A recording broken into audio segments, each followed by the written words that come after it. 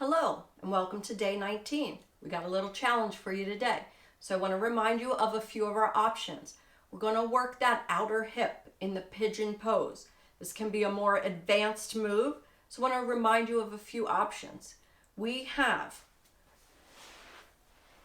our zigzag or deer pose, where you would just try the leg, do this each side. Great way to do the stretch. We worked on our seated four-square pose earlier in the series. Another great way to do this stretch. We have from yesterday our crossed calf position, where we extended the foot back and then crossed it over the bent leg, getting into the hips. All of those great options. If one of those was good enough for the stretch you need, please take it there or play around with all of those options. If you know the pigeon pose or you want to see where you can get in the pigeon pose, you're going to work with me. Again, be careful of the knees.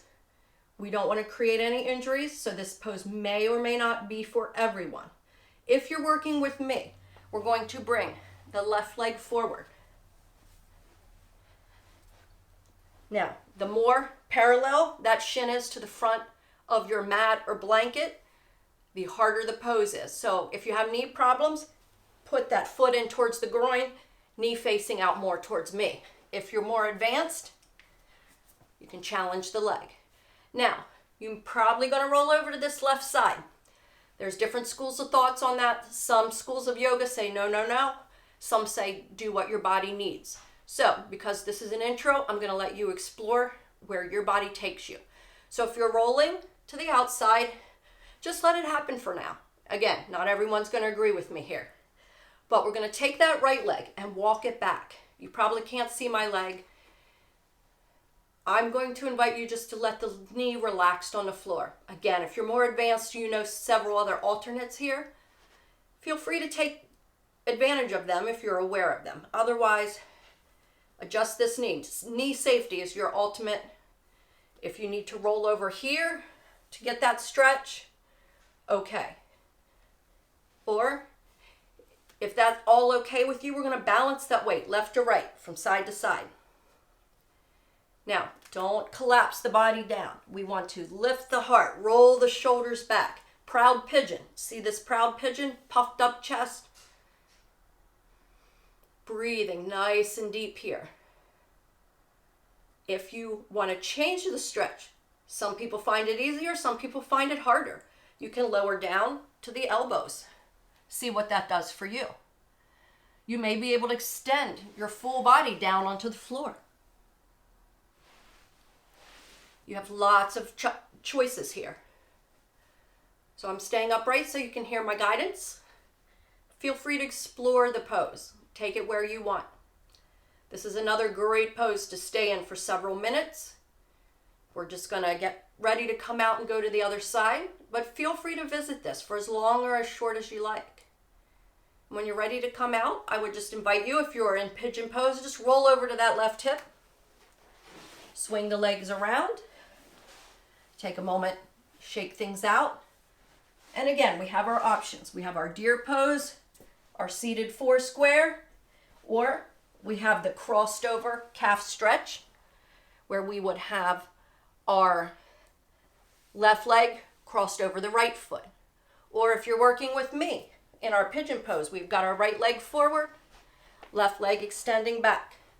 Again, I realize it's difficult to see everything that's happening with my legs. Knee safety first. And if you have knee issues, this is going to be one pose where you may really have to do it differently from side to side. And that's okay. So again, proud pigeon. Shoulders down the back. Neck is long. Head is lifted. You're breathing. Your chest and heart are lifted. Be proud. Maybe even think of a proud accomplishment. Something that you conquered in 2019 you just didn't think you could. That's not ego talking. That's reality. You are a strong warrior. You survived. And sometimes that takes all our energy, and that's okay. Remember, we've got several options here, lowering down to elbows, releasing down to the floor. Lots of choices for you.